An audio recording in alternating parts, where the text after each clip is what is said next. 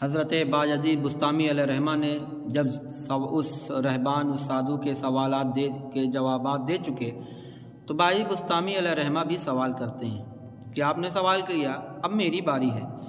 تو حضرت باجی بستامی نے پوچھا کیا کوئی اور سوال باقی ہے؟ تب ان سب نے کہا نہیں۔ اب حضرت نے سوال کیا، اب بتاؤ تم کہ مفتاح الجنت اور مفتاح السماوات کیا ہے؟ یعنی جنت کی چابی اور آسمان کی چابی کیا ہے؟ بہشت اور آسمان کی کنجی کیا ہے؟ رہبان نے اپنے لوگوں سے کہا چپ رہو، بات نہ کرو۔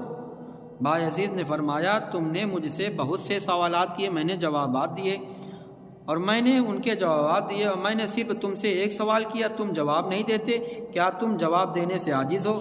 انہوں نے کہا ہاں، ہم سب جواب دینے سے عاجز ہیں۔ پھر وہ سب لوگ اپنے بڑے سردار اور رہبان کی طرف متوجہ ہوئے، کہا کہ تم بھی جواب دینے سے عاجز ہو، آپ تو ہمارے گرو ہیں۔ رہبان نے کہا کہ جواب دینے سے عاجز نہیں ہوں، لیکن میں ڈرتا ہوں کہ تم لوگ میری بات کو نہ مانو گے۔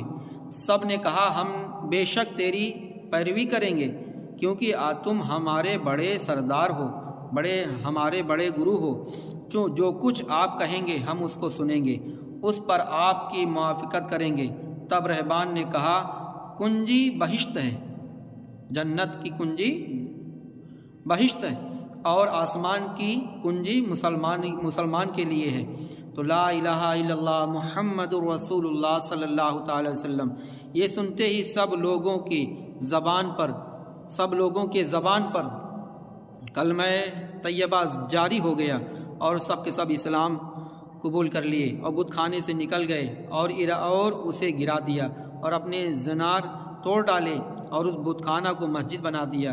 اسی وقت حضرت باجی بستامی علیہ رحمۃ رضوان کو الہام ہوا کہ تو نے ہمارے لیے ایک زنار پہنا تھا، اس لیے ہم نے تیرے لیے 500 زنار توڑ ڈالے۔